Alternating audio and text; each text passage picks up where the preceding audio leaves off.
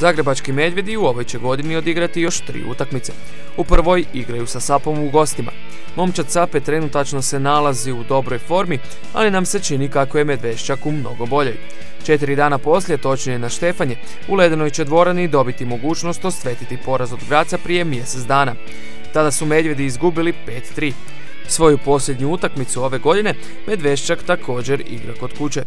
Ugošćuju Momčad Orlija, koja se trenutačno nalazi na samom kraju poretka lige. Kada tome pridodamo njihov nedavni poraz od Medvjeda, uvjereni smo da će i ovaj puta iz Doma sportova otići pognute glave. Nakon ulaska u novu godinu, najpoznatiji zagrebački hokejaški klub očekuje vrlo teška utakmica. Samo dan nakon dočeka odlaze prvoplasiranom Lincu. Posljednja utakmica ova dva kluba igrala se u Zagrebu i završila je raspucavanjem. U njemu je Medveščak bio mnogo uspješniji i slavio je s 5-4. Upravo zato očekujemo da će i taj susret biti zanimljiv i neizvjestan. Nakon tog gostovanja Medvjedi ponovno odlaze u goste, i to Capitalsima. Povratak Medveščaka u Zagreb znači i početak Arena Ice Fevera, tijekom kojeg će odigrati čak 7 utakmica. Podsjetimo, Ice Fever počinje 8. i traje sve do 22. siječnja. Sve zanimljivosti imat ćete priliku pogledati u našoj emisiji. Do naše prve emisije u 2012. godini Momčad mladosti u Slo Hokej ligi odigrat će 3 susreta. Seniori ovog najstarijeg hokejaškog kluba u Hrvatskoj nakon božićnih blagdana odlaze u goste Jesenicama. Druga Momčad Jesenica vrlo često povuče nekoliko igrača iz ZB lige, te na taj način uspije parirati ostalima u Slo Hokeju. To rade gotovo kod svakog domaćinstava, pa će mladost imati vrlo težak posao. No zato u novoj godini, točnije 7. siječnja, igraju kod kuće s lakšim protivnikom. Ugostit će Olimpiju, koju su nedavno pobijedili 5-4. Tjedan dana nakon toga odlaze posljednjem Bledu i u toj će utakmici zasigurno uzeti sve bodove.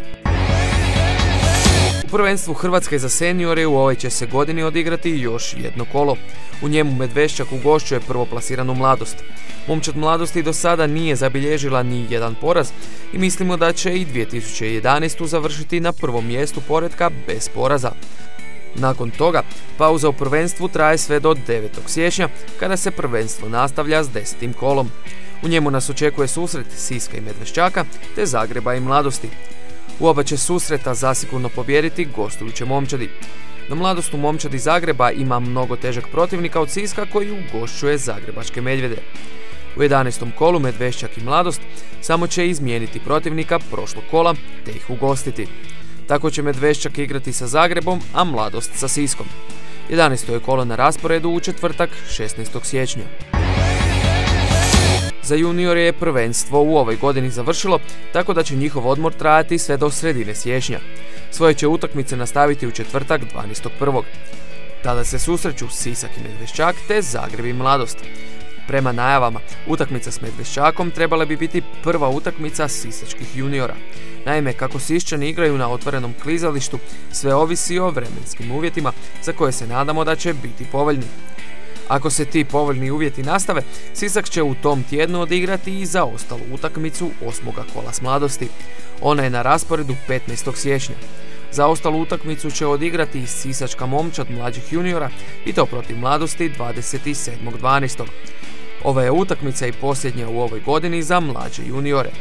Oni nastavljaju prvenstvo u nedjelju 8. siječnja utakmicama Mladosti i Medveščaka te Siska i Zagreba. U ovim susretima dajemo prednost gostujućim Momčadima, ali ne možemo biti sigurni jer je do tih susreta još mnogo treninga i vježbe.